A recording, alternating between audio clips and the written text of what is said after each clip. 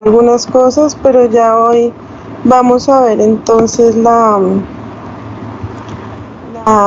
la semiología como tal. Sé que ya han visto algo, pero entonces en este repaso pues la idea es que queden claras muchas cosas, ¿listo? Entonces, cuando nosotros hacemos examen neurológico, nosotros tenemos que dividirlo en estos ítems. Yo sé que ustedes lo tienen ya en su historia clínica, pero pues como para que recordemos, siempre tengan esta diapositiva ahí en la mente para que no se les quede nada, ¿sí?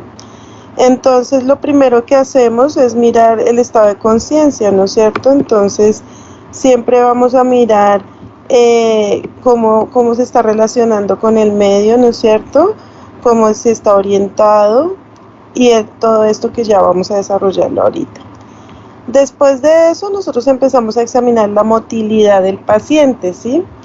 Y en la motilidad vamos a examinar el tono muscular, vamos a mirar el trofismo, vamos a ver la reflectividad, después miramos la fuerza muscular, que es lo que llamamos motilidad propiamente dicha, después vamos a examinar la marcha y después la coordinación. Si se dan cuenta, tono, trofismo, reflectividad, fuerza muscular, marcha y coordinación son parte de la motilidad, ¿listo? O sea que en todo eso estamos viendo las vías descendentes, ¿no es cierto? Todas las vías que van desde el sistema nervioso central hacia el músculo.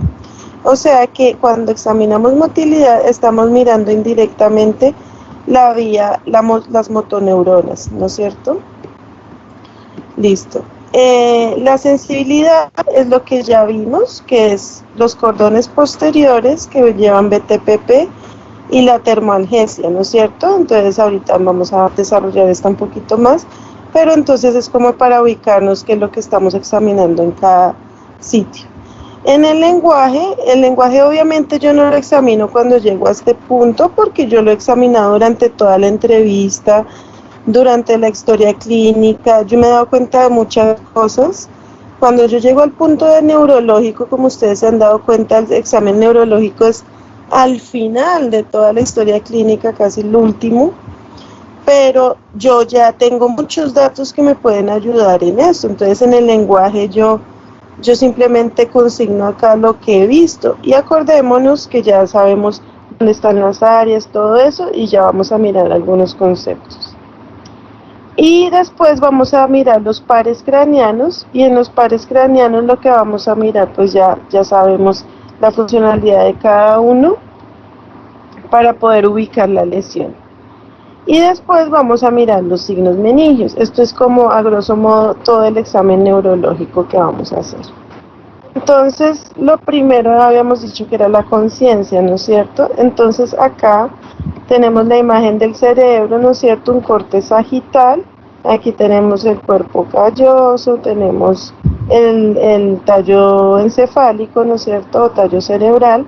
Y aquí tenemos una sustancia muy importante que se llama el SARA, sustancia activadora reticular ascendente. Es la parte de toda esta parte de acá donde salen algunos núcleos. No sé si se acuerdan qué núcleos están acá que me ayudan al control de la conciencia y del estado de alerta. ¿Alguien se acuerda?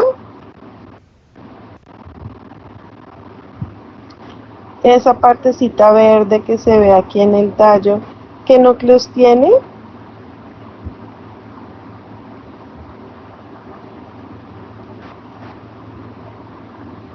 Eso lo vieron cuando vieron opiáceos. Esta parte de acá tiene unos núcleos que se llama, en esta parte está el locus ceruleus. ¿Se acuerdan que tiene el locus ceruleus?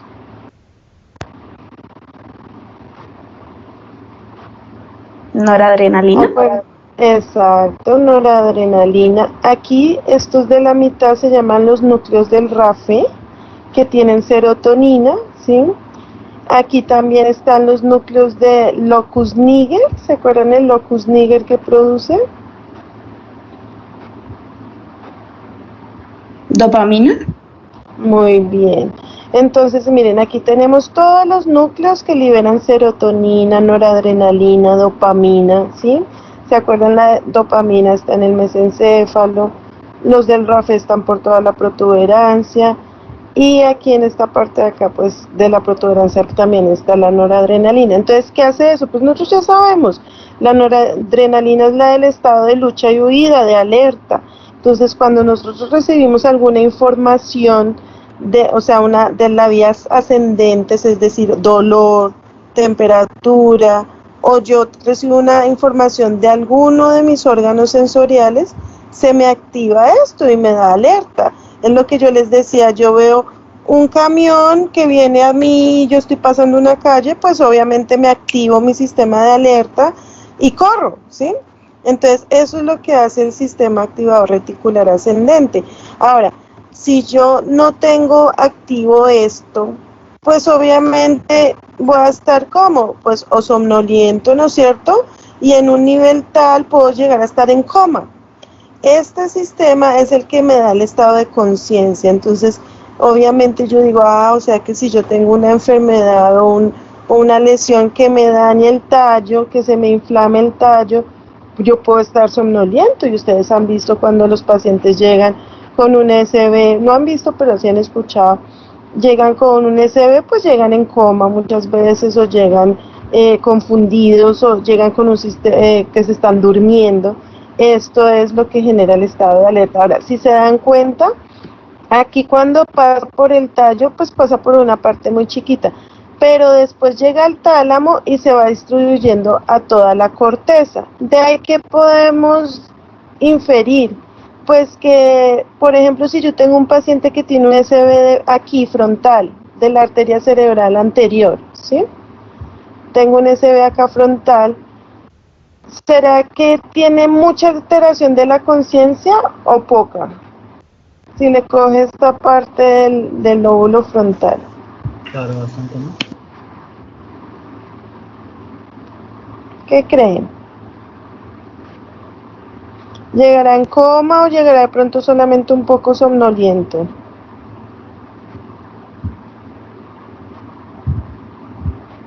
Miren todas las flechitas verdes que quedan.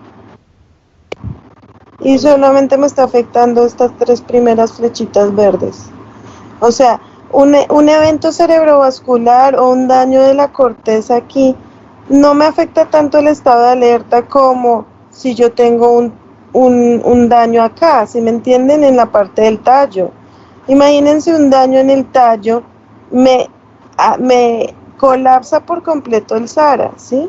Entonces, obviamente, si yo tengo un evento de tallo, me puede generar más trastorno de conciencia que un evento del encéfalo como tal, ¿sí? ¿Se acuerdan bien de la rayita que yo les había hecho aquí arriba del cerebelo? Que habíamos hecho una rayita aquí arriba y habíamos dicho que todo lo que quedaba arriba era supratentorial y lo que quedaba abajo era infratentorial, ¿sí se acuerdan? Señora. Entonces, pues ya de ahí podemos dilucidar que si un paciente tiene un evento cerebrovascular infratentorial, puede tener más deterioro de la conciencia porque le afecta aquí casi toda la vía principal del SARA, que si es un evento supratentorial, aunque también depende del tamaño, ¿no es cierto? Porque si es un evento supratentorial que le coge toda la cerebral media desde el principio, pues le va a afectar toda esta parte de la corteza también, ¿no es cierto? Una parte grande. Entonces, de ahí depende cómo es el estado de conciencia. Entonces, aquí yo les hice la clasificación como para que se acuerden bien. Entonces, el estado pues normal en el que todos estamos, aunque ahorita a esta hora no todos, es el de alerta, ¿no es cierto? ¿Qué quiere decir esto? Pues que el paciente está despierto y es consciente de la estimulación interna. ¿Cuál es la estimulación interna? Pues soy consciente de que tengo chichi, o de que tengo ganas de ir al baño, o soy consciente si tengo dolor, ¿sí? Y la externa, soy consciente de todos los sonidos, del clima que está haciendo, ¿sí? Ese es el estado mayor en el que siempre debemos estar, ¿no es cierto? Ahora, podemos estar ahora en un estado un poco, el que le sigue es el de letargo-somnolencia. En este caso, el paciente ya tiene un bajo nivel de conciencia. Es decir, no está totalmente alerta. Y si yo no lo estoy estimulando, el paciente va a tender a dormirse. Entonces, este es el estado de somnolencia. Ustedes pueden estar interrogando al paciente, el paciente está hablando. Pero en el momento en que ustedes dejen de interrogarlo, el paciente se va durmiendo. Eso es estar en estado de somnolencia. Estos pacientes, pues, al estimularlos pueden estar alerta, pero no tienen la atención tan fija, ¿sí? Se ven los ojos apagados, se ven tristes porque están somnolientos, ¿no es cierto? Y por lo mismo que que no pueden tener tanta atención, pueden perder el hilo fácilmente y cambian continuamente de tema porque no están así como muy concentrados en lo que se les está hablando. Después del estado de alerta, entonces viene la somnolencia y después de la somnolencia viene la obnubilación. En la obnubilación ya el paciente ya está, más o menos se va desde la somnolencia al estupor. Acuérdense que la anterior era el letargo, es decir, ya está perdiendo mucho su estado de conciencia, ¿no es cierto? Ya este paciente es difícil de estimular, no es como el somnoliento que yo simplemente al estimularlo el paciente como que me presta atención. En este paciente ya está confundido todo el tiempo, en cambio vieron que el anterior, el somnoliento, como que sí no tenía buena atención, pero sí colaboraba y todo, ¿no es cierto? Este paciente, para que me pueda colaborar un poquito, yo tengo que estar hablándole, estar estimulándolo, o si no el paciente ni siquiera me colabora con subir un brazo ni nada, ¿sí? Y obviamente, aquí no podemos hacerle muchas preguntas neuropsicológicas, es decir, yo no puedo decirle, ¿se acuerdan las pruebas que a veces hacíamos, que le decíamos de pronto al paciente, le voy a decir 3 palabras y la recuerda? Y entonces le decíamos, digamos, casa, carro, universidad, por decir. Y entonces el paciente después recordaba casa, carro, universidad. Ahorita en este estado, el paciente no le puede hacer esas pruebas porque el paciente no está cooperando. Entonces yo no puedo decir que la memoria está mal si el paciente tiene deterioro de conciencia, ¿sí me entienden? Cuando la conciencia está afectada, yo no puedo mirar las otras funciones superiores porque me va a salir resultados cuestionables. Yo no puedo decir, el paciente tiene un trastorno del cálculo matemático, estando el paciente obnubilado. O el paciente tiene un retardo mental. Yo no puedo mirar coeficiente intelectual si un paciente está obnubilado. ¿Listo? Y ya el siguiente es el estupor, ya es un estado de pérdida de conciencia más profundo, también se le llamaba anteriormente semicoma, ¿sí? Y esto lo que hace es que simplemente el paciente responde a estimulación muy intensa y persistente. Ahí es cuando nosotros hacemos unas maniobras que no sé si han visto, que ponemos el puño en el esternón para mirar si el paciente reacciona a ese estímulo. Y ese paciente, no es que le peguemos un puño al esternón, ¿no? Sino que con el puño lo presionamos y solo en ese momento a veces el paciente como que reacciona o retira, ¿sí? Y se acuerdan del Glasgow, ¿no? Que siempre es que retira el dolor. Son esas pruebas que yo hago y el paciente cuando está en estupor pues simplemente reacciona a esa reacción muy intensa. Pero una vez yo dejo de estimularlo, el paciente está dormido, ¿sí? Estos nunca despiertan espontáneamente, ¿no es cierto? Nunca van a tener los ojos abiertos espontáneamente y solamente pueden llegar a emitir algunos sonidos o gruñidos cuando se les estimula, ¿listo? Este es el estado de estupor. El coma ya es el estado en que los pacientes ya no responden a ningún estímulo, tanto interna como externa. Este paciente entonces está en un estado de inconsciencia tan severo que el paciente puede perder control de esfínteres, ¿no es cierto? Se puede orinar, ya este paciente obviamente no se va a defender de nada. Si el paciente vomita, pues el vómito se le va a ir por la vía aérea, ¿no es cierto? Estos pacientes no se van a defender de ningún estímulo, ¿no es cierto? Los ojos están cerrados evidentemente, ¿no es cierto? No hay respuesta a ninguna estimulación, ustedes pueden hacer lo que sea, el paciente no va a responder. Y pues algunos dicen, ¿no es cierto? Ustedes han escuchado el coma superficial y el coma profundo, ¿no? En el coma superficial hay movimientos motores reflejos, es decir, si ustedes les toman reflejos, el paciente va a tenerlos. Y en el coma profundo se dice que no hay ningún estímulo de nada, ninguna respuesta a ningún estímulo. Aquí está otra vez, les pongo aquí el dibujito un poquito más grande de cómo se ve todo el sistema activador reticular ascendente, cómo están los núcleos aquí, ¿no es cierto? El locus ceruleus con la noradrenalina, todos los de acetilcolina, la parte de la serotonina, los núcleos del RAFE y la de la dopamina, para acordarnos que ese es el que lleva toda esta información de alerta. ¿Listo? Entonces aquí está lo que ya sabíamos, se origina en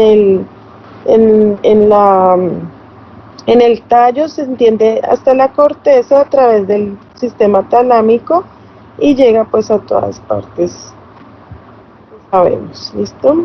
Bueno, aquí está el dibujito otra vez como para que se acuerden. Listo. ¿Qué seguía después de conciencia, se acuerdan?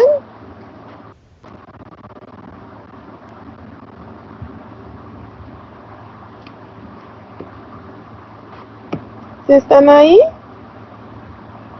La motilidad. Ajá, la motilidad, muy bien. Entonces, si se Sí. acuerdan, esto era lo que habíamos hablado, que era la motoneurona, que ya la vimos, y ya habíamos visto que viene de toda el área precentral, pasa por la cápsula interna, mesencéfalo, pedúnculo, protuberancia, bulbo, se decusa o se cruza aquí, y llega a la médula espinal, ¿no es cierto?, a la parte del cordón lateral, y de ahí hace una sinapsis al asta anterior, y de ahí va a llegar al músculo, ¿no es cierto? Ese es todo el sistema motor. Entonces ya vimos, acuérdense también que ya vimos que de aquí para arriba, toda esta parte de acá se llama motoneurona superior, y de aquí cuando ya llega al asta anterior, para la periferia ya se llama motoneurona inferior. Acordémonos que eso ya lo vimos, que la motoneurona superior lleva GABA, o sea, la motoneurona superior se entiende más bien como a relajar, a parar el estímulo y relajar el músculo.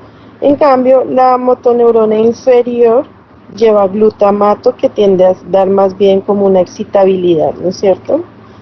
Entonces, cuando yo veo tono y trofismo, ¿cómo creen ustedes que yo examino el tono? ¿Quién me dice cómo creen que yo puedo examinar el tono muscular y qué es el tono, si se acuerdan?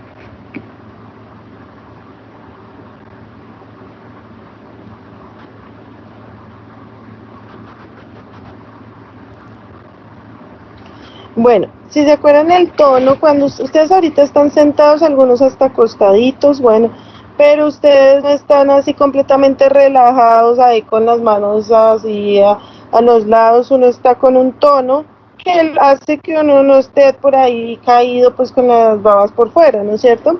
¿Eso qué hace? El tono es el estado de semicontracción permanente, es el estado donde yo yo nunca tengo los músculos completamente relajados. Yo tengo los músculos levemente contraídos, semicontraídos, que esto me genera una postura, ¿no es cierto? Eso es el tono. O sea que ustedes, ¿cómo van a examinar el tono?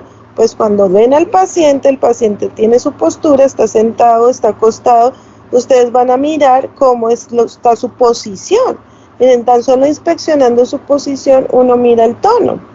Pero también hay que palpar, ¿sí? Entonces, inspecciono la posición, inspecciono cómo está. Si yo veo que un pie está más relajado que el otro, un pie está como caído, puede ser que el tono de ese miembro esté afectado, ¿sí me entienden? Entonces, yo miro comparativamente.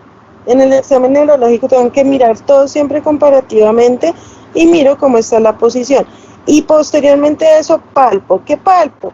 Palpo el tono, entonces yo puedo palpar, digamos, un bíceps, después palpo el otro bíceps, palpo el antebrazo, palpo el otro antebrazo, palpo el muslo de un lado, palpo el otro muslo, palpo los gemelos de un lado, y yo así que voy a mirar, si de pronto... ¿Dime? Dime, ¿alguien tiene una pregunta? Bueno, entonces yo así miro si un lado corresponde el tono al mismo del otro lado. Así yo puedo mirar si está hipotónico o hipertónico, ¿sí? Acuérdense que cuando se daña la motoneurona superior se daña el GABA. Entonces, cuando se daña el GABA, predomina el glutamato. Entonces, si yo tengo una hipertonía, debo pensar en un daño de motoneurona superior. ¿Listo? Y si yo tengo hipotonía, debo pensar en un daño de motoneurona inferior. ¿Listo? A ver, les voy a hacer un ejemplo. Por ejemplo, tengo un paciente al que le pegaron un tiro y el tiro le dañó toda la parte de la raíz posterior de la médula, ya cuando la raíz sale de la médula, de la raíz anterior, perdón. Ya cuando sale de la médula se le dañó la raíz anterior porque le pegaron un tiro. ¿Cómo va a estar el tono de ese paciente?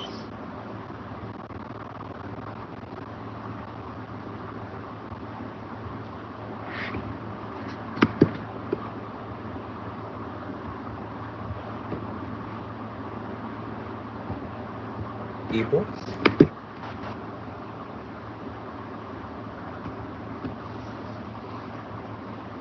¿Quién me dice cómo va a estar del tono? Estamos hablando de que se le dañó la raíz anterior ya saliendo de la médula.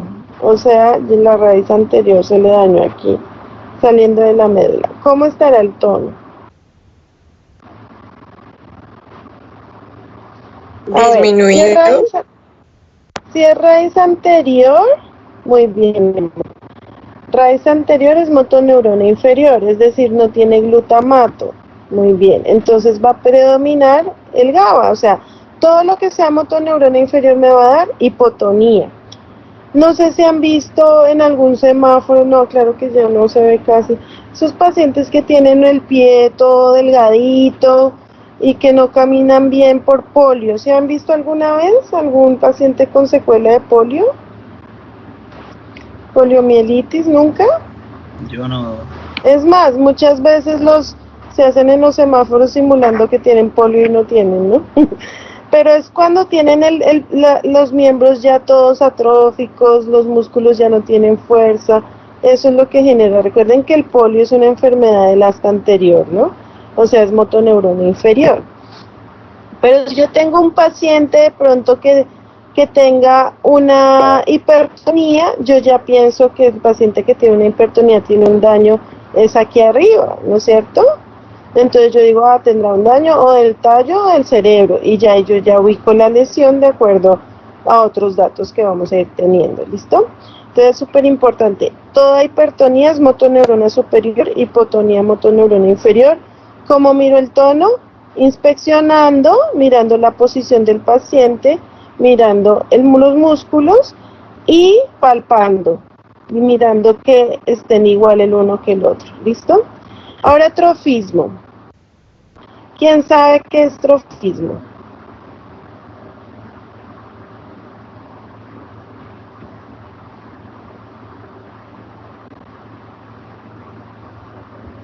¿Alguno de ustedes le han puesto yeso alguna vez? Es cuando se hipertrofia el músculo, ¿no? Trofismo es el estado de inervación de un músculo, es decir, si un músculo no está bien inervado, se atrofia, ¿no es cierto? Acuérdense que también tenemos ese principio que dice que todo lo que no se usa, se atrofia, ¿sí?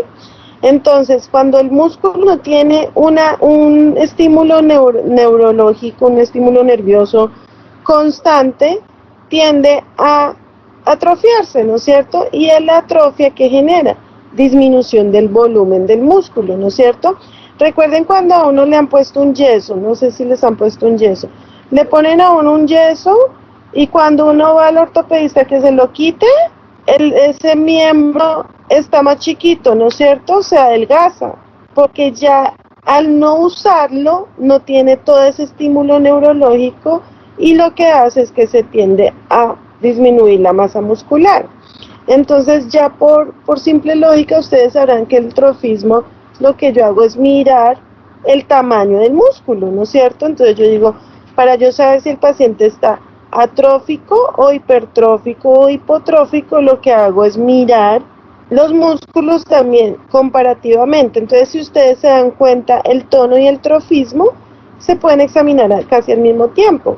Pero en el trofismo, ¿qué puedo hacer yo? Digamos que yo tengo un paciente, lo estoy examinando y yo veo que los miembros superior derecho y el miembro inferior derecho, o sea, todo el hemicuerpo derecho, lo noto medio atrofiado. ¿Qué hago? Mido, ¿no es cierto? Cojo un metrico y mido para saber si es verdad o si es impresión mía. Entonces, en el tono solamente miraba la posición.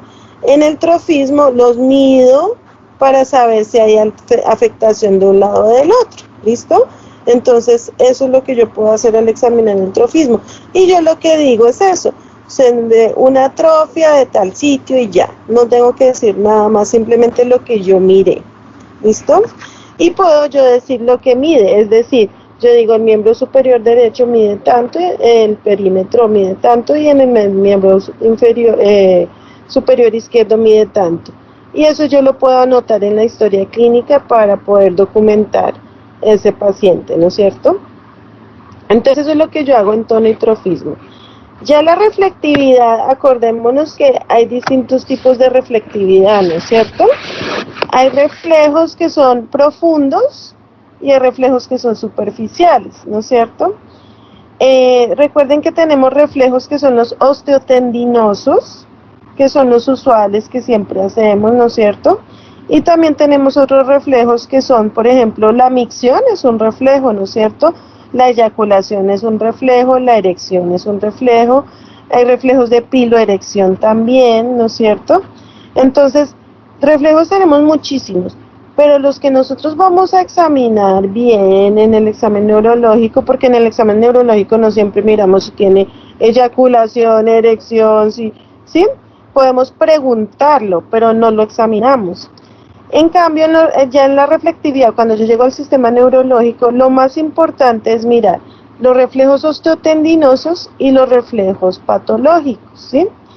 Recuerden que esto ya lo habíamos visto, y ustedes yo sé que ya lo vieron el semestre pasado. Cuando el paciente tiene hiporreflexia, le ponemos una cruz sobre 4. Cuando el paciente está normal, se le ponen 2 cruces sobre 4. Cuando el paciente tiene hiperreflexia, se le ponen 3 cruces sobre 4. Y un paciente con clonus, se le ponen 4 cruces sobre 4, ¿no es cierto? Entonces, esta es como la... Y si no tiene nada, se le pone 0 sobre 4 y sería arreflexia. Entonces, así yo voy a clasificar a mi paciente. Entonces, recordemos que en el acto reflejo yo lo que voy a hacer es percutir sobre un tendón para tener la respuesta, ¿no es cierto? Entonces, a veces ustedes han visto que hay pacientes que están postrados completamente y no puedo sentarlos y hacerles el examen normal.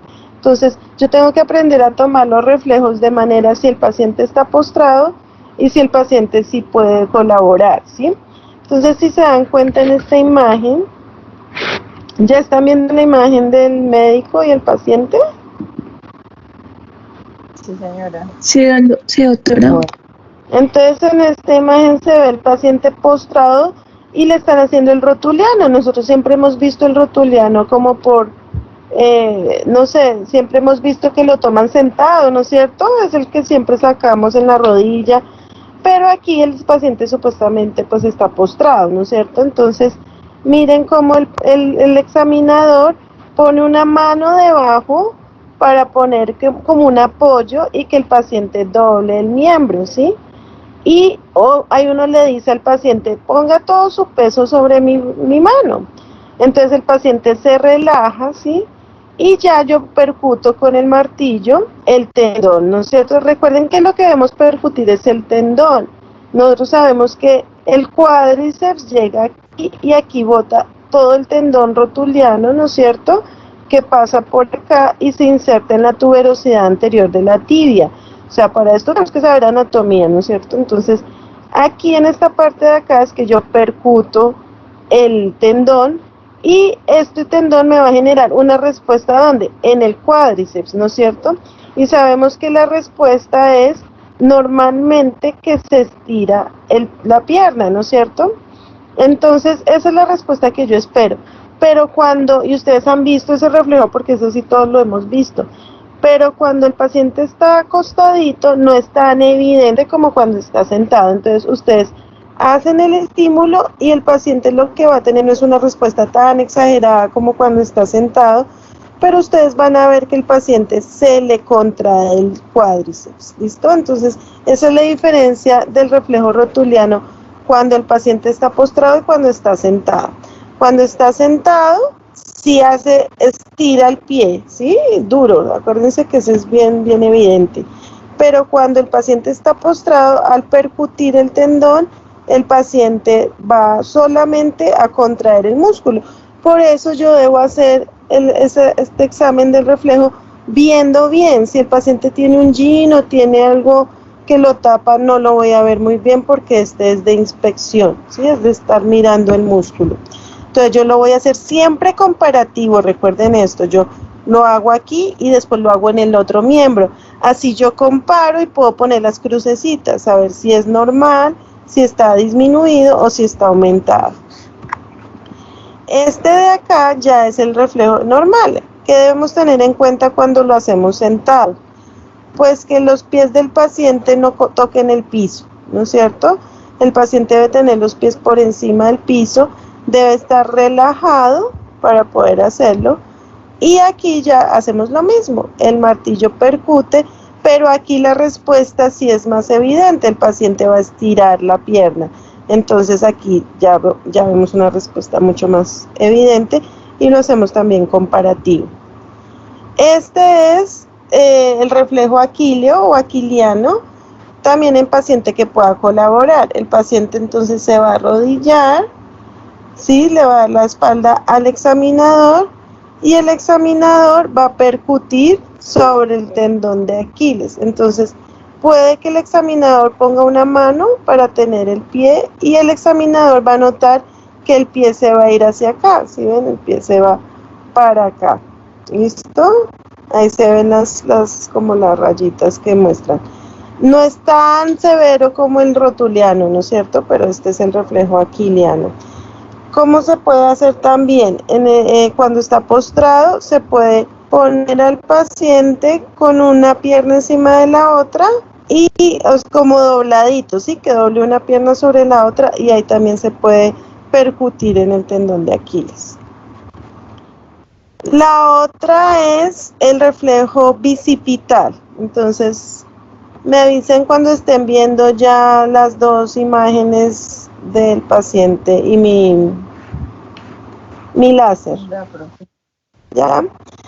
Entonces, miren, chicos, aquí se ve el bíceps. Aquí se ve que el paciente tiene aquí el bracito, ¿no es cierto? Esta es la flexura del codo.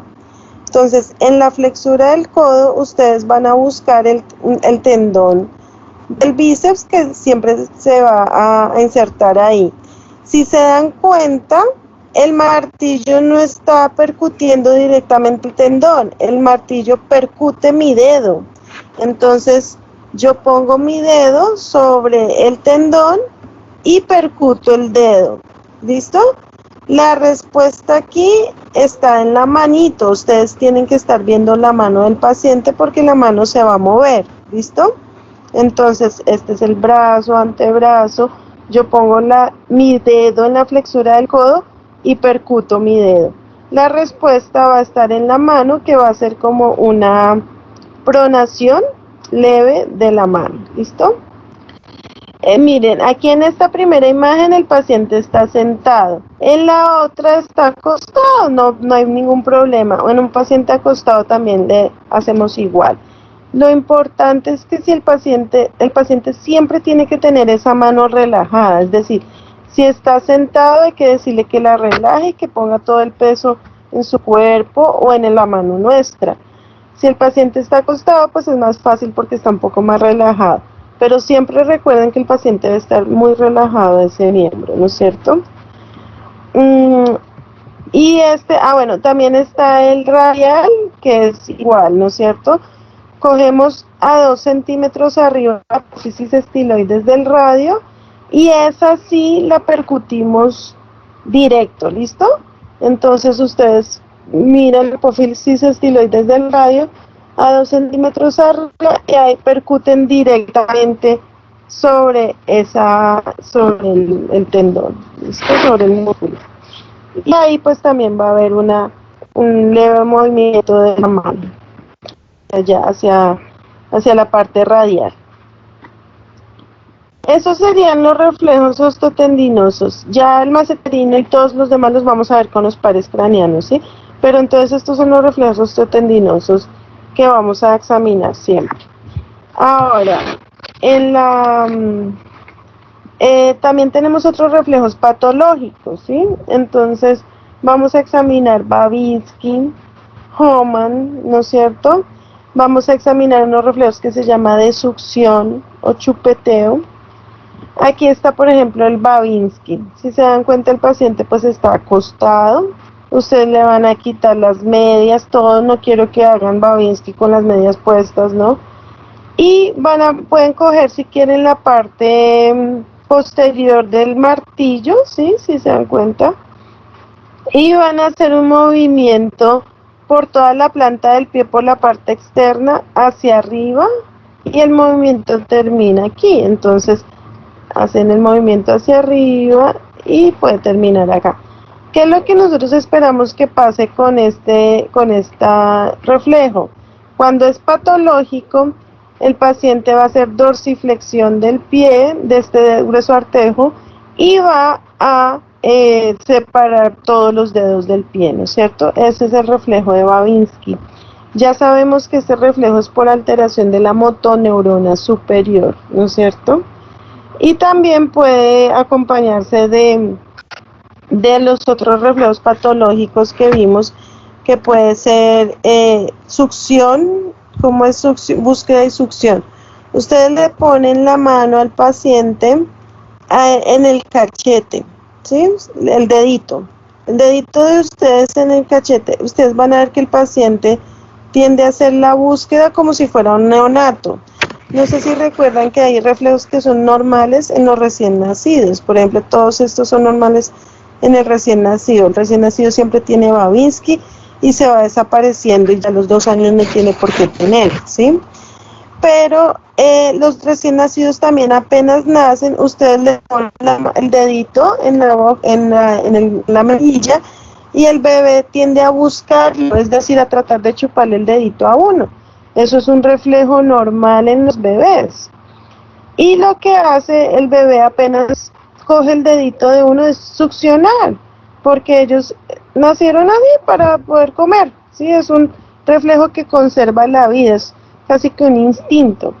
Entonces, cuando un paciente tiene una afectación de la motoneurona superior, puede llegar a tener también esos reflejos patológicos, entonces ustedes pueden buscar también esos reflejos, ¿listo? Entonces, en reflectividad van a poner las cruces de los osteotendinosos y van a buscar los reflejos patológicos. Otros reflejos también son el reflejo del cremasteriano. No sé si se acuerdan del cremasteriano. En el cremasteriano se acuerdan que estimulamos la parte superior e interna del muslo, ¿no es cierto? Estos son reflejos superficiales, es decir, no es con martillo, simplemente pueden usar la parte de arriba del martillo. ¿Todos tienen martillo? ¿Sí consiguieron martillo? No, señora. Yo todavía no tengo. Si ustedes ven en el martillo, cuando ya lo puedan conseguir, acuérdense que ese no es muy caro, vale por como 16,000 pesos, no es tan costoso. Ustedes le abren esta parte de aquí de arriba y ahí hay una brochita.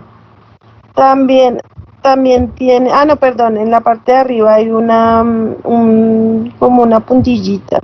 En la parte de acá, ustedes lo abren y una brochita. Esas brochitas sirven para los reflejos superficiales. Entonces, con esa brochita, ustedes estimulan la parte superior interna del muslo. Y acuérdense que nosotros tenemos una prolongación de los músculos abdominales que se llama el cremaster. En los hombres, ese cremaster lo que hace es envolver el testículo, ¿no es cierto? Entonces, cuando se estimula aquí el muslo, el testículo tiende a ascender. Ese es el reflejo cremasteriano. Es como si se contrayera el músculo y al contraerse se acortan las fibras y entonces el testículo va a subir, ¿listo? Entonces ese es un reflejo también superficial. También hay un reflejo que se llama el músculo cutáneo abdominal. Entonces ustedes también pueden estimular el abdomen y ustedes van a ver que cuando lo estimulan se contrae el abdomen, ¿listo? Obviamente toda esta práctica pues esto yo lo tenía como un taller, ¿sí me entienden? Y pues es muy difícil aquí, pero todo esto se va a hacer. Yo les prometo que les hago una práctica en salón de todo el examen neurológico, ¿listo? Para que aprendan a sacar todos los reflejos y todo eso. Entonces aquí con la brochita le hago así y el paciente contrae los músculos. Eso es un reflejo cutáneo también.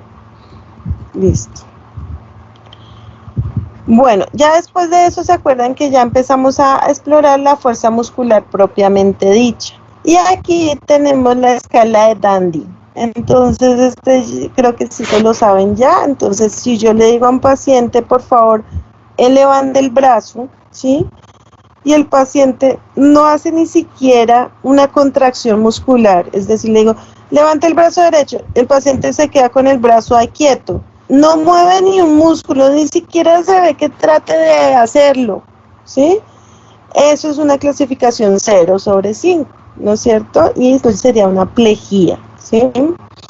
Si yo le digo, señor, por favor, mueva el brazo derecho, súbalo, y el paciente trata de hacer una contracción, es decir, yo veo que el paciente sí se le contrajo el músculo, pero no ha movido el brazo, ¿sí me entienden? Se le contrajo, pero no hay un movimiento eficaz. Eso es 1/5, y eso es llamado mal fasciculaciones, ¿no es cierto? Porque el paciente se contrae el músculo y dicen que son fasciculaciones, pero esto no es verdad, sino que ustedes pueden encontrar esto en las escalas, para que sepan. Si yo le digo, señor, mueva por favor el músculo, y el paciente ya puede contraerlo y puede hacer un movimiento, pero un movimiento lateral, es decir, un movimiento que no levanta el brazo, pero él dice, mire, lo máximo que puedo hacer es esto, y lo arrastra sobre su camilla, por ejemplo. Digamos, este paciente está recostado y arrastra el bracito sobre su camilla, es 2/5. ¿Esto qué quiere decir? Que desplaza lateralmente, pero no puede levantarlo, ¿listo? Y obviamente si no puede levantarlo, menos va a vencer nuestra resistencia, ¿no es cierto? 3/5, yo le digo, señor, por favor, levante el brazo, y el paciente levanta el brazo, y yo, uy, qué bien, lo levantó, pero donde yo llegue a ponerle algo de resistencia con mi mano, el paciente se le cae el brazo, eso es 3/5, ¿listo? Aquí ya empezamos a entrar a paresia, ¿sí? ¿Se acuerdan? Entonces, yo ya les había explicado, plejía es cuando tiene fuerza muy disminuida, paresia cuando no está tan disminuida. Entonces, si un paciente tiene 0, 1 o 2/5 es plejía, y ya depende de dónde esté. Acuérdense que eso ya lo vimos. Si es en un solo miembro es monoplejía o monoparesia.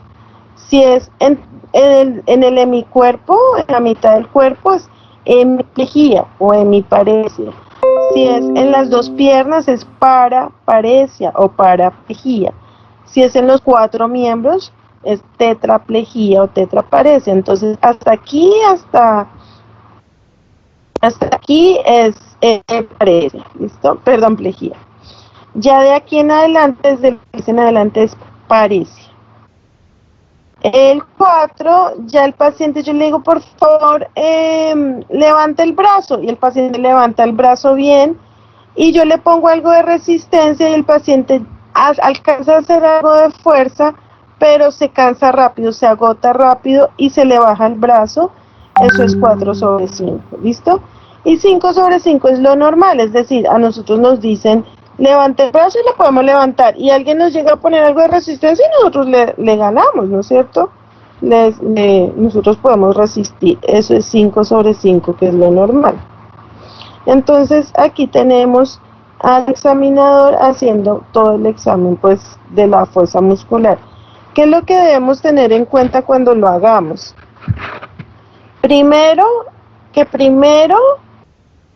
tenemos que hacerlo sin fuerza, es decir, sin que nosotros pongamos resistencia, ¿sí? ¿Cómo podemos hacerlo? Podemos hacer la prueba en el que le digo al paciente que cierre los ojos y ponga los brazos al frente, ¿sí? Estirados al frente. En esa prueba yo puedo ver si el paciente normalmente se le cae un brazo, ¿sí? Sin resistencia. Y ya después de eso yo puedo ya hacerle los movimientos, mirar cómo están los movimientos de cada grupo muscular. Si se dan cuenta, miren, en la primera imagen el médico está mirando cómo mueve la fuerza del brazo. Si se dan cuenta que aquí está viendo la fuerza del brazo solamente de este grupo muscular. Entonces él puede hacerle que haga un movimiento pasivo, es decir, un movimiento primero que yo lo puedo dirigir y después yo le digo que haga el movimiento al paciente. Y miren que aquí ya el examinador está poniéndole el brazo como para mirar si el paciente vence resistencia, ¿sí? Porque claro, al principio yo le digo, señora, por favor, abra los brazos. Y la señora los abre. Yo hay que puedo ver que vence gravedad, ¿no es cierto? Pero ya después yo le pongo resistencia y miro si también vence resistencia. Si la señora puede abrir los brazos, a pesar de mi resistencia, ya es 5 sobre 5, ¿no es cierto? Pero si la persona solo puede abrir los brazos y yo no he probado si resiste, pues no puedo decir si es 5 sobre 5, ¿no es cierto? Entonces por eso yo puedo hacer el movimiento, decirle primero que haga el movimiento y después le pongo resistencia. Aquí si se dan cuenta, el examinador está fijando el hombro y está pidiéndole a la paciente que estire el brazo. Aquí ya había evaluado este grupo muscular del brazo, ahora está evaluando también cómo está el antebrazo. Le dice al paciente que estire y él está poniendo resistencia. Si ven que yo puedo mirar de diferentes grupos musculares, ¿no?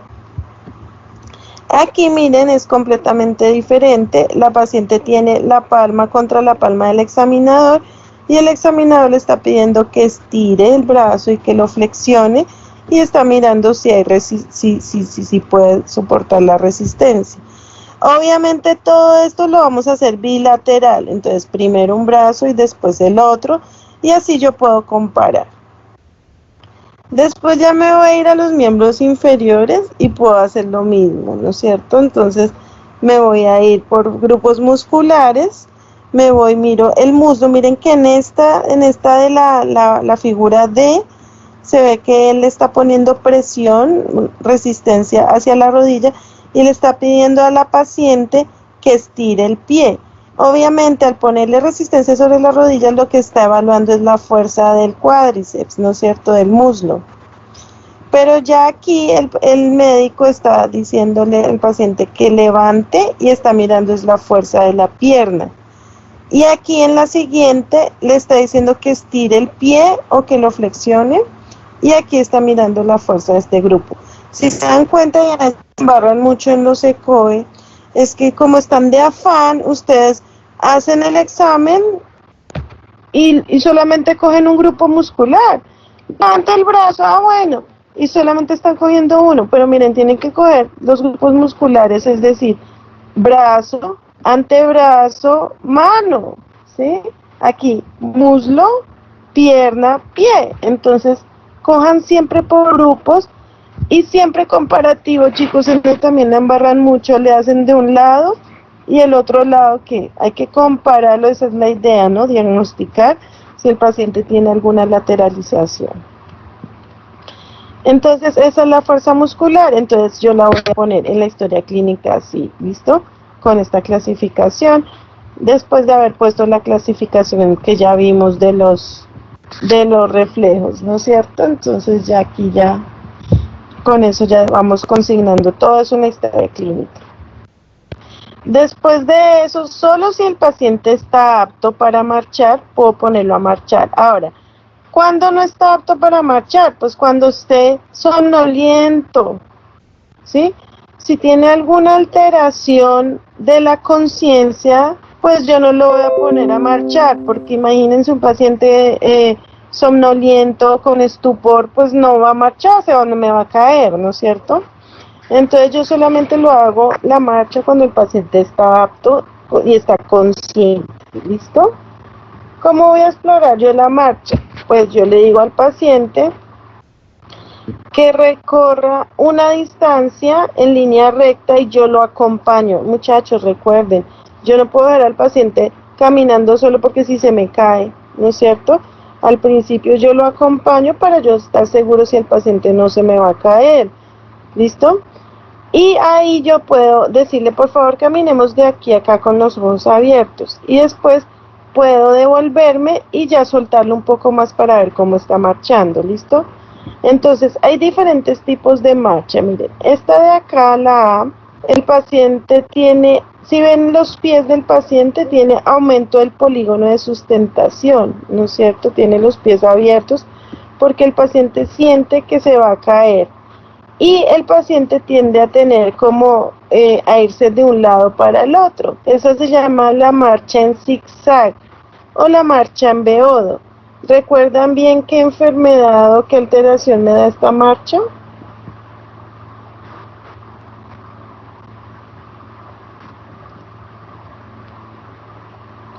¿Quién es el que me da el equilibrio y la coordinación?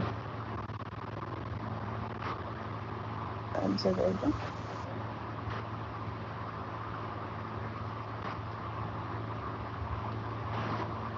Chicos,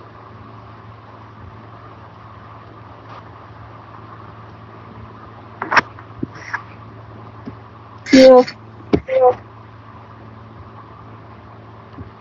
¿qué parte del sistema nervioso me da el equilibrio y la coordinación?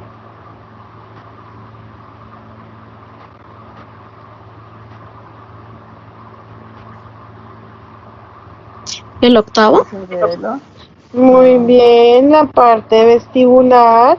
Y se acuerdan que la parte vestibular siempre se une con el cerebelo, ¿no es cierto? Entonces, cerebelo y el vestíbulo coclear, muy bien, me da la parte de equilibrio y coordinación.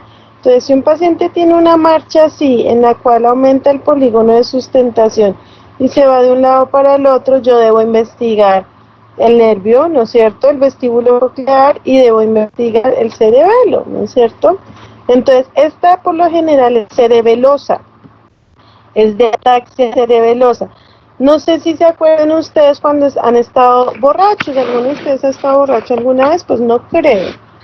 Pero no sé si se acuerdan que una de las pruebas que hace la policía cuando lo cogen a uno y está dudando de que uno esté tomado, es que lo ponen a caminar, ¿no es cierto? Y le dicen a uno, camine por línea recta.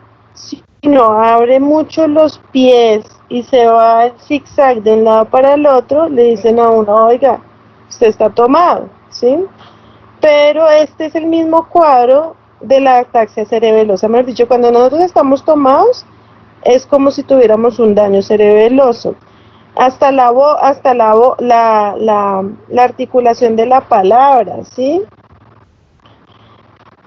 Cuando uno está borracho, ¿cómo habla?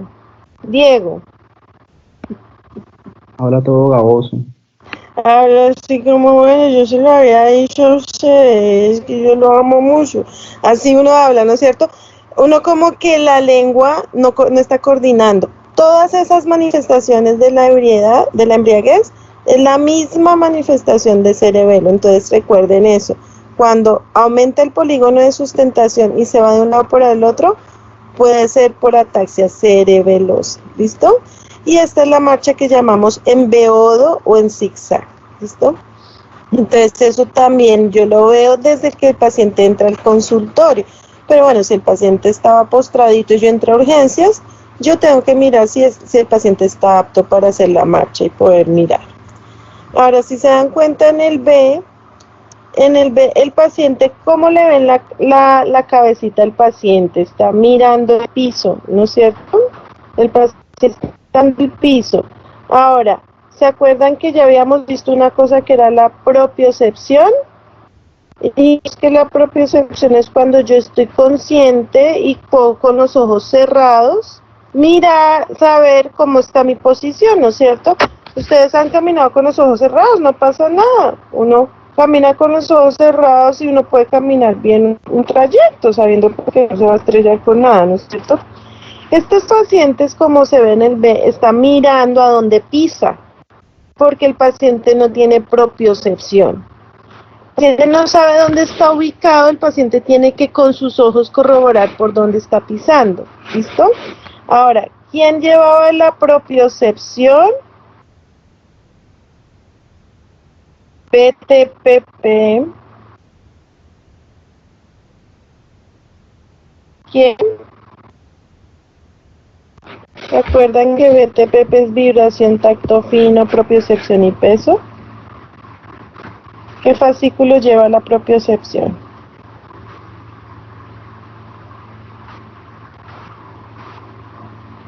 Los cordones posteriores, ¿no es cierto? Y si este paciente no sabe dónde está pisando, ¿qué cordón es el del ombligo para abajo? Grácil. Bien, o sea que este paciente tiene una marcha que se llama, le llaman marcha taloneante. ¿Por qué?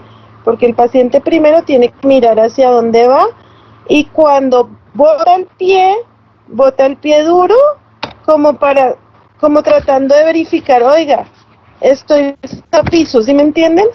La gente lo describe como que el paciente siente que está caminando entre nubes porque no siente bien el piso.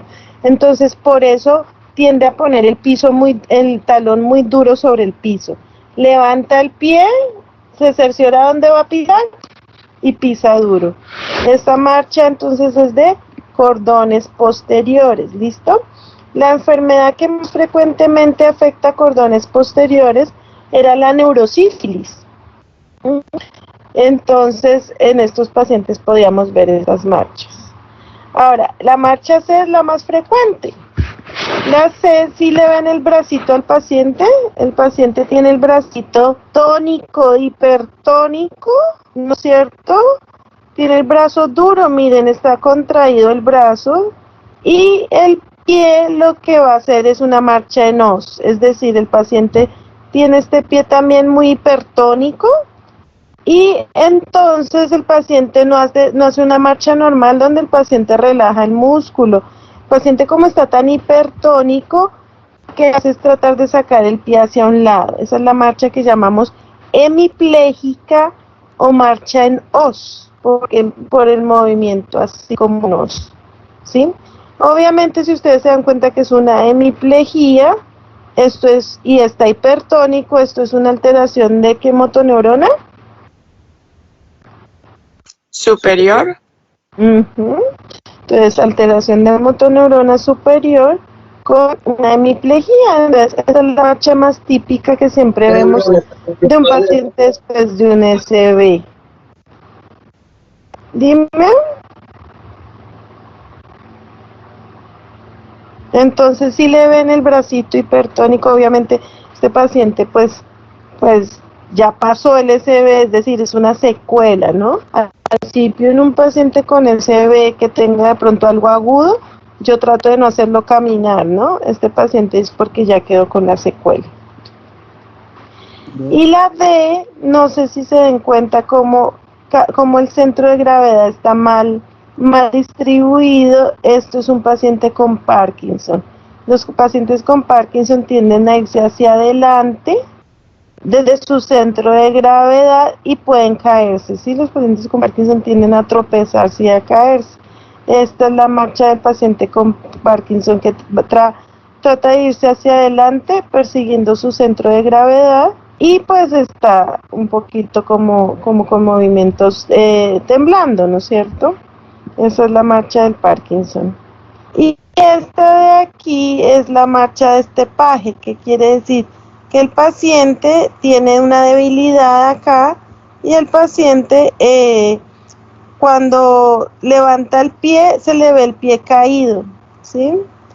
Se le ve el pie como caído y esto puede ser porque tiene el tono muy bajito, ¿no es cierto?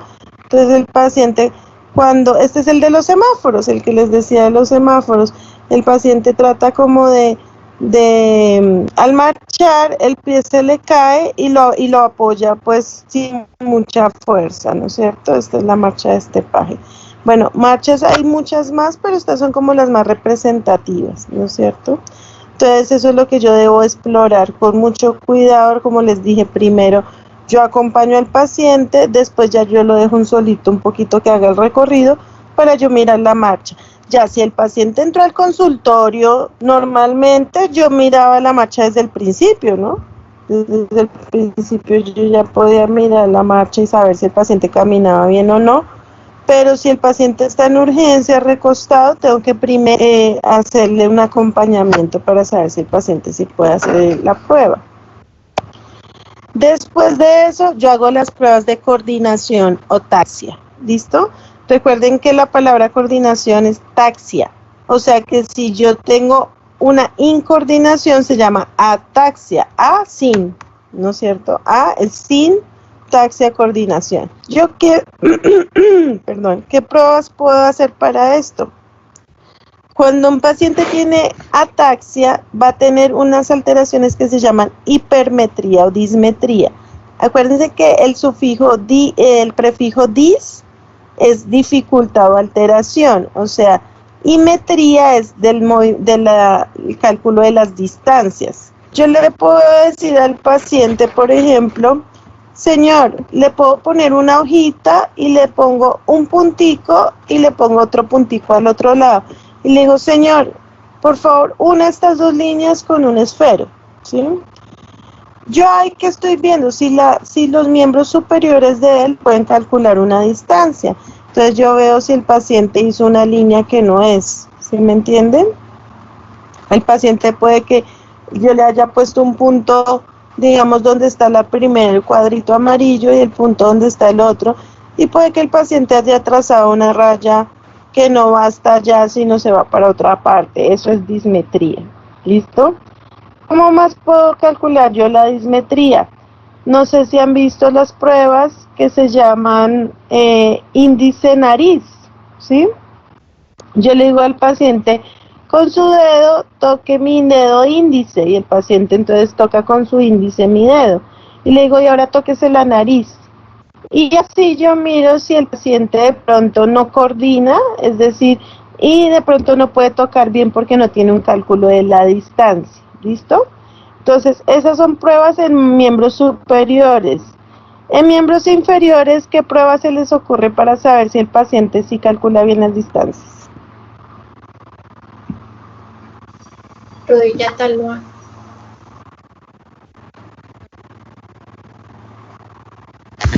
¿Cuál, mi amor?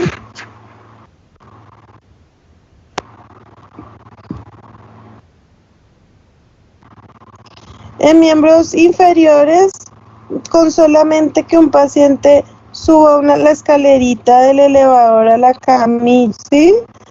Uno ahí cuando el paciente sube las escaleras no puede darse cuenta si el paciente está calculando la distancia. Otra prueba puede ser que ustedes le digan, señor, por favor, con su talón derecho, toque, háganlo ustedes ahí, ¿sí? ¿Dónde están? Así estén sentados o acostaditos. Con su talón derecho, toquen la rodilla izquierda. Ahora, con su talón izquierdo, toquen la rodilla derecha. Entonces, ustedes ahí ven si el paciente sí está calculando las distancias, ¿listo? Porque si el paciente se va para un lado o para el otro, es ataxia, ¿listo? Recuerden este examen de hipermetría o dismetría, siempre hacerlo en pacientes, siempre hacerlo en miembros superiores y en miembros inferiores, ¿no es cierto? Porque a veces la gente solo hace estas pruebas en miembros superiores y ya listo, bien, pero el paciente puede que tenga alteración de miembros inferiores, listo, solamente. La otra prueba que podemos hacer aquí es la prueba de Romberg. Entonces, esta es la prueba de Romberg, ¿sí? Algunos la describen, esto tiene como un debate ahí científico, porque algunos la describen con los miembros inferiores un poquito abiertos a la altura a la anchura de los hombros, y hay otras personas que las describen con los miembros junticos, ¿sí? No hay lío ahí. Lo importante es que miren dónde está el examinador. El examinador está atrás del paciente, pero lejos, ¿no? Y no lo está tocando, simplemente está mirando hacia dónde puede caer el paciente. ¿Por qué? Porque miren, en esta prueba yo estoy mirando si su cerebelo está bien, pero también estoy mirando si su propiocepción está bien o si su laberinto está bien. El paciente está con los ojos cerrados. Pueden haber varias opciones. Puede pasar que el paciente no tenga bien los cordones posteriores y al cerrar los ojos pierde un poco el equilibrio porque no sabe dónde está pisando. ¿Se acuerdan que ya vimos que la propiocepción, el paciente tiene que mirar a dónde está como para no descoordinarse? Entonces el paciente puede incluso irse hacia atrás cuando cierra los ojos por una afectación de cordones posteriores. Y se acuerdan, los cordones posteriores son en la médula espinal, ¿no? Entonces a eso se le llama ataxia medular, que ya vimos que era por neurosífilis. Pero si el paciente lo que hace es que se va para un lado o para el otro, así como en beodo, como en zigzag, yo puedo pensar que el paciente, e incluso el paciente trata de aumentar el polígono de sustentación, como lo vimos en la marcha, yo pienso que el paciente tiene una ataxia cerebelosa, ¿listo? Pero si el paciente cierra los ojos y no siente nada, simplemente se va para un lado, si se va para el lado derecho, yo puedo pensar que el paciente tiene una enfermedad laberíntica derecha, que puede ser en sí el laberinto, puede ser el nervio vestíbulo-coclear derecho. Y si se va para la izquierda, debo pensar que el daño es izquierdo. ¿Listo? Entonces, si se dan cuenta, la prueba de Romberg me sirve para 3 enfermedades.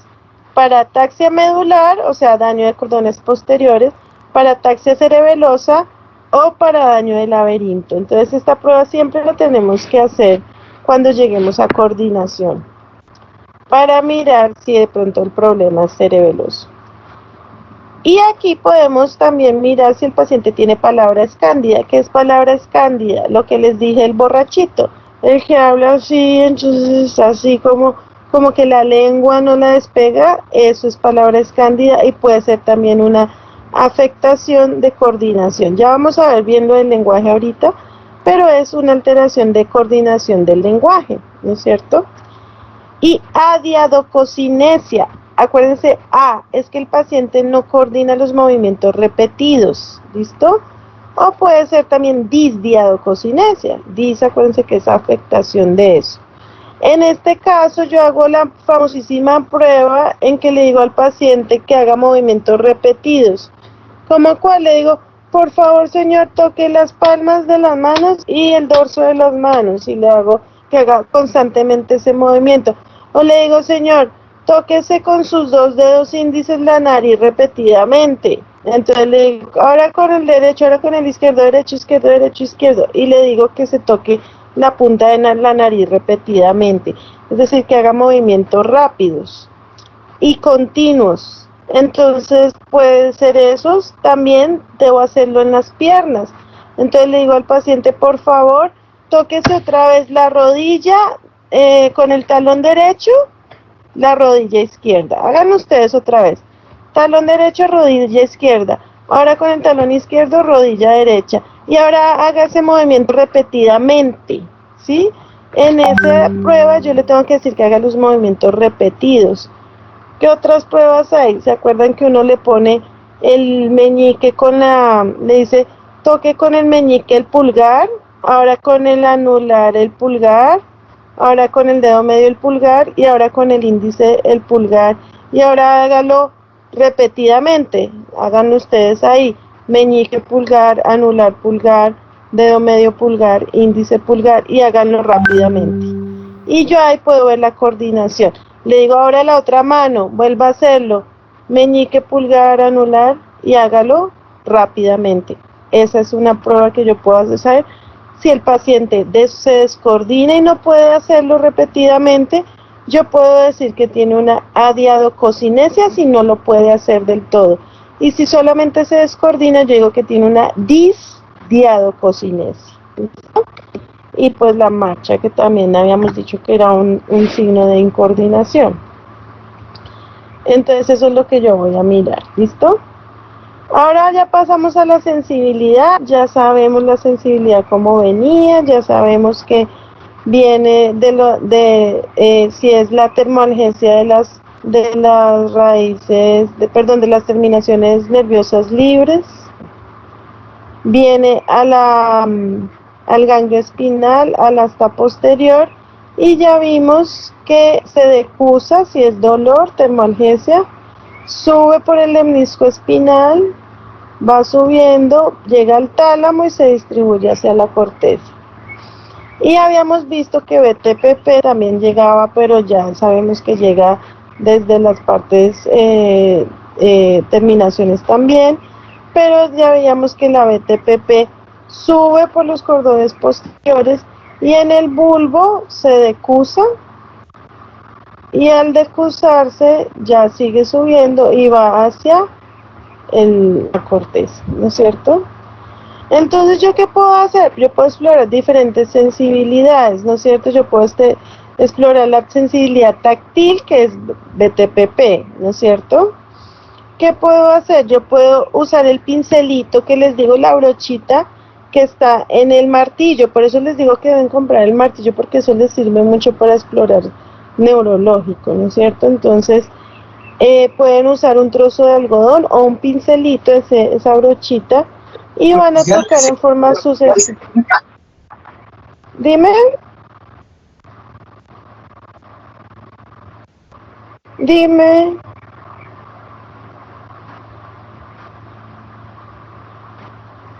Bueno, ¿quién era? ¿Tenía algo que decir? Entonces, chicos, yo puedo coger la brochita del martillo y tocar en forma sucesiva y ordenada distintos puntos de la piel, obviamente sin ejercer presión, porque yo no quiero ver peso, quiero ver o sea, tacto fino, ¿no es cierto? Y le digo al paciente que me diga si siente y cuántas veces siente, ¿listo? Entonces, esa es la sensibilidad táctil. Ahora, ¿qué voy a hacer yo, chicos? Yo le digo al paciente, lo acuesto, le digo que cierre los ojos, trato de descubrirlo lo más que puedo y voy a seguir ordenadamente. ¿Qué quiere decir seguir ordenadamente? Es seguir las metámeras, ¿no es cierto? Los dermatomas. Y puedo hacerlo de un lado, del otro, de un lado, del otro. ¿Y qué debo hacer yo para que el paciente no me engañe? Es decir, sea muy honesto en el examen. Cambio el patrón. Si yo sigo diciéndole y tocando cada rato, pues el paciente dice, sí siento, sí siento. Pero ustedes tienen que preguntarle, bueno, cuántas veces, o preguntarle, o dejar de estimularlo en algún momento y decirle, siente, y si él dice sí, y yo no lo estoy tocando, yo veo que el paciente no está colaborando. Entonces uno le dice, ¿cómo así? ¿Está sintiendo? No. Y entonces uno le dice, bueno, concéntrese y me dice bien, para uno poder saber si sí o no está colaborando el paciente. Entonces, esa es para la táctil. Recordemos que la táctil es BTPP, es decir, cordones posteriores. Entonces, yo ahí puedo hacer el diagnóstico, ¿sí? Si yo veo que el paciente siente bien las piernas y no siente bien los brazos, ¿sí? Entonces, yo puedo hacer el diagnóstico. Dolorosa. Esta no la hacemos ahora frecuentemente, ¿sí? Pero antes sí la hacíamos frecuente, con la punta de la aguja, la misma aguja que está en el martillo, como les dije. En la parte superior del martillo sale la aguja y en la parte inferior sale el pincelito, la brochita. Entonces, si se puede con la aguja, si no, yo prefiero no hacerla, a veces esta, porque pues el paciente se molesta. Pero entonces también se le puede hacer igual que en el otro, se le cierra los ojos y se le hace por dermatomas. Pero recuerden que la térmica y la dolorosa viene por la misma vía, la termoalgesia. Entonces, por eso nosotros tratamos a veces de no hacer la dolorosa y hacemos la térmica. Aquí dice que es para explorar la sensibilidad al frío y al calor y que se pueden usar tubos de ensayo. Pero nosotros no tenemos tubos de ensayo para llevar a la clínica y llenarlo de agua caliente y de agua fría para hacer el examen. Entonces, lo que yo les sugiero es que cojan un objeto frío y un objeto calientico o tibiecito. Es decir, ¿qué pueden hacer? Cuando ustedes frotan el martillo contra la palma de sus manos, la frotan mucho, el martillo se calienta porque es un cauchito. Ustedes pueden frotarlo y ponerlo y el paciente va a sentir calorcito, ¿listo? Y el frío, pues toda la parte metálica del martillo es fría. La parte metálica del fonendoscopio es fría, entonces ustedes pueden ponerle la parte metálica, la parte del caucho, y así el paciente puede decir si es frío o caliente, ¿listo? También con los ojos cerrados. Hay otros ya que son un poquito más, ¿cómo se dice? Un poquitico más específica, que es por ejemplo la varestesia. Esto se hace haciendo presión con un dedo en varias partes del cuerpo y se le pregunta si se le ha estimulado y si siente diferencia en la intensidad, ¿listo? Entonces, uno ahí mira si el paciente siente la presión. Eso obviamente también lo lleva a BTPP, entonces pues a veces no lo hacemos de la rutina, pues porque es como muy largo el examen, pero si yo ya vi tacto, BTPP está abierto. Barognosia ya integra un poquito casi todas las sensibilidades y el paciente lo que hace es que yo le digo al paciente, le pongo en una mano un objeto y en una mano otro.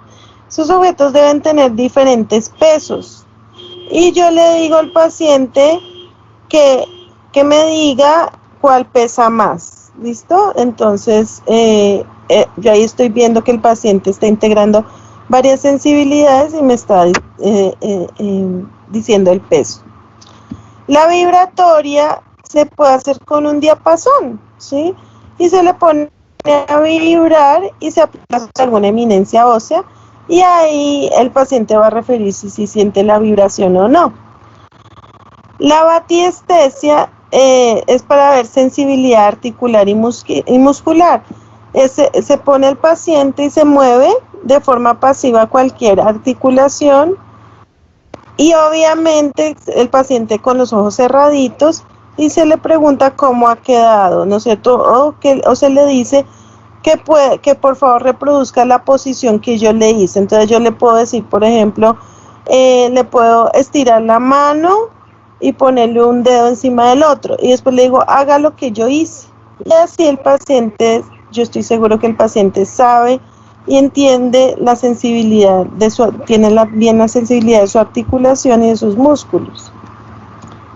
También se le puede hacer sensibilidad dolorosa profunda, que es ejerciendo una compresión de músculos y tendones y el paciente pues va a referir que siente la molestia.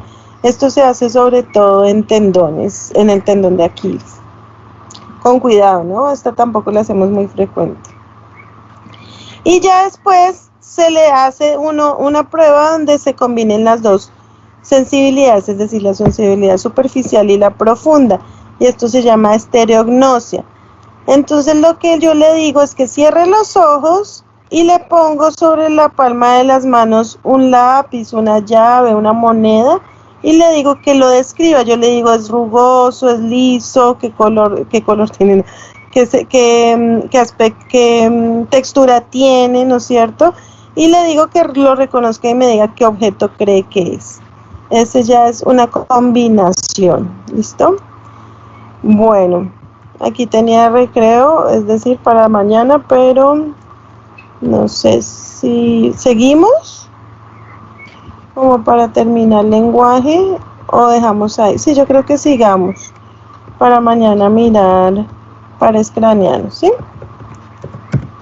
Sí, profe. Sí, de una vez. Entonces en el lenguaje Tenemos que conocer 3 términos: dislalias, disartrias y afasias. ¿Listo? Esos son los términos más importantes del lenguaje. La dislalia no tiene ninguna implicación neurológica, pero tenemos que saber que existe, ¿no es cierto? La dislalia es cuando el paciente tiene alteración en la articulación de algún fonema, que puede ser porque el paciente de pronto sustituye ese fonema, ya les voy a explicar cuál. Y esto puede ser algo más bien cultural, ¿sí? Entonces, por ejemplo, hay personas que no pueden decir sexy, ¿sí? No pueden decir la X. Entonces dicen, no sé si han escuchado, personas dicen taxi, no dicen taxi. Estás muy sexy, no dicen sexy. Entonces, esa es la dislalia, es cuando yo tengo un problema con algún fonema. La dislalia más frecuente, chinchilla dice así, dice sexy, estás muy sexy. Es así el doctor Vela. Sí. La otra, pero ¿saben cuál es la más común? El rotacismo. ¿Saben cuál es el rotacismo? Cuando la gente no puede decir la R. Sí, Luna. ¿Luna no sabe decir la R? No. De verdad. Yo la dije tardísimo. Esa es una de las más comunes, que en la infancia los niños deben decir la R a los 3 años.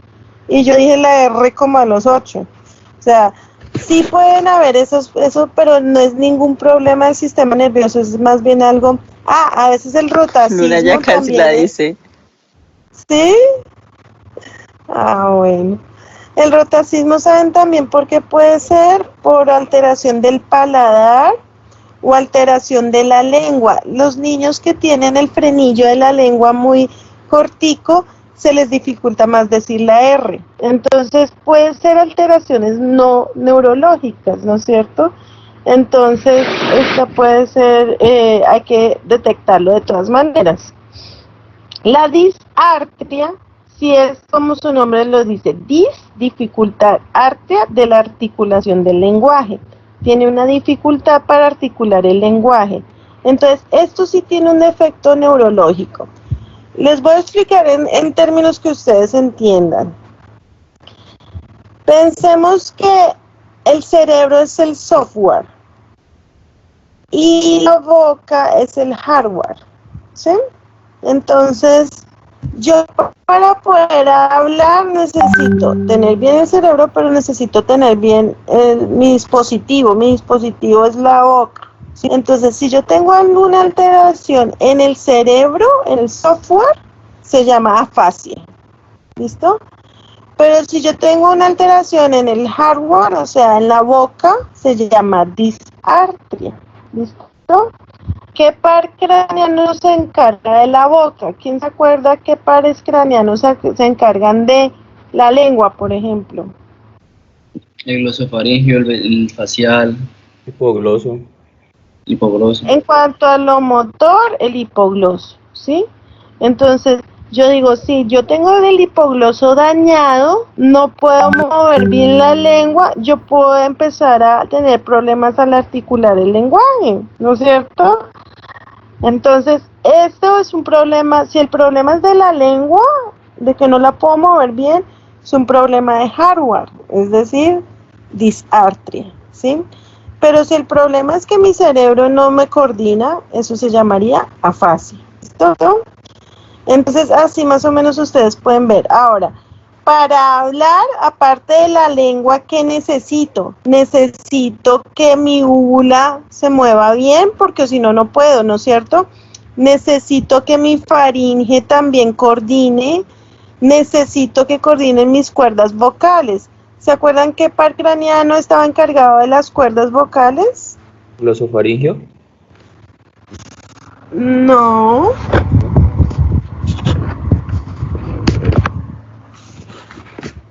El vago. ¿El vago? Sí.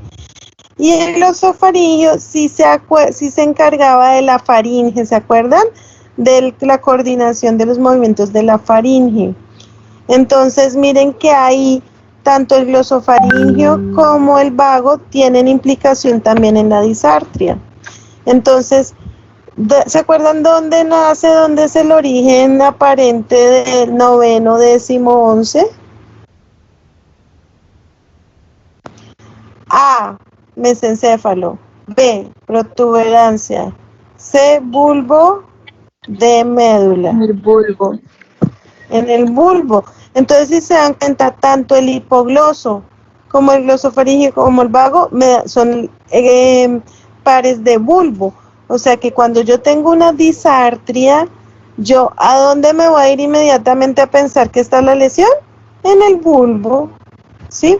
Ahora, ustedes me van a decir, bueno, doctora, pero yo ¿cómo sé si está hablando mal porque tiene afasia o si está hablando mal porque tiene disartria? ¿Quién me dice cómo pueden saber? Digamos que el paciente está hablando mal, no puede articular bien las palabras. ¿Yo cómo sé si es una afasia y el problema está en el cerebro? ¿O cómo sé si es una disartria y el problema está en los pares craneanos o en la boca? Pues yo creería que, digamos, en una disartria, aparte de que no puede hablar bien, por ejemplo, no podría bajar la salida bien y se le saldrá y todo eso, no podría coordinar. Muy bien, o sea, me dice, yo le digo, abra la boca, señor, y le miro la boca, ¿no es cierto? Y le miro si la lengua está bien, si es que tiene de pronto, porque es que si yo me muerdo la lengua o tengo una lesión de lengua, también puedo tener disartria, ¿no es cierto? Entonces, miro la boca y miro eso, los pares, yo digo, oiga, este mancito tiene la úvula torcida, este mancito no se le sube la faringe cuando dice A, entonces es una lesión de hardware, o sea, es una disartria, muy bien. La otra prueba que ustedes pueden hacer es decirle, señor, por favor escriba. Si el software está picho, si está picha la corteza, el paciente tampoco puede escribir bien, ¿listo? Las afasias se vienen acompañadas de agrafias, de alexia, es decir, no puede leer, no puede escribir, no puede dibujar, ¿listo? Entonces, eso puede ser también una forma en que ustedes pueden distinguir las afasias de la disartria, ¿listo? Y la dislalia ya vimos que sí es solo un fonema, el paciente todo lo demás lo habla bien, pero cuando llega el fonema que no sabe la R, la X, o a veces los costeños no dicen la S bien, no mentiras, pero no es porque no puedan, pero eso ya es más cultural, ya eso se llama una dislalia, ¿listo? Y como tú dices, es cierto, tú miras que en la disartria van a estar afectados los pares craneanos que también pueden llegar a afectar deglución, lo que tú dices, y el paciente puede que no tenga reflejo nauseoso y otras cosas, ¿listo? Y también se puede escuchar, como dijimos que también afectaba las cuerdas vocales en el vago, yo aparte de escuchar que no puede hablar bien, escucho trastornos en el tono, es decir, perdónenme, puede haber una disfonía, ¿sí me entienden? Cuando hay una alteración del décimo par, aparte de disartria, hay disfonía porque no está coordinando bien las cuerdas vocales. Listo. Entonces, espero que con eso ya se aclare un poquito para cuando hagan los exámenes del lenguaje. La afasia de Broca, ¿se acuerdan que ya vimos que el área de Broca era el área motora? En la parte del homúnculo, de la parte de la boquita y todo eso. Entonces, en la afasia de Broca, los pacientes van a tener alteraciones en la emisión del lenguaje, es decir, en el aspecto motor del lenguaje, pero también van a tener trastorno de la escritura, acompañado de agramatismo, es decir, no puede escribir, y en algunos casos también, pues no puede comprender bien el lenguaje, ¿no es cierto? Bueno, ya sabemos dónde queda. Listo. De todas maneras, hay unos casos donde pueden haber unas afasias diferentes. Hay una que se llama afasia transcortical motora. Esto es por una lesión pequeñita por encima del área de Broca, en la parte donde se articula la parte de la boquita, ¿sí? Entonces, se manifiesta con déficit del habla y especialmente al iniciar, se ve que el paciente trata de hablar, pero al principio no puede decir la palabra, ¿sí? Y no tiene espontaneidad, es decir, no hay como un flujo del lenguaje, ¿no es cierto? Pero si ustedes le dicen, repita carro, casa, universidad, el paciente dice carro, casa, universidad. Es decir, el paciente puede repetir, pero el problema es cuando se le cambia la conversación o cuando el paciente va a iniciar el habla, ¿listo? Entonces esto también puede verse en estos pacientes. Y la fascia de Wernicke, ¿se acuerdan que habíamos visto que el área de Wernicke era el área donde se comprendía el lenguaje? Entonces, en este caso, el paciente no tiene problema motor, ¿sí? Tienes un problema al comprender lo que se le dijo.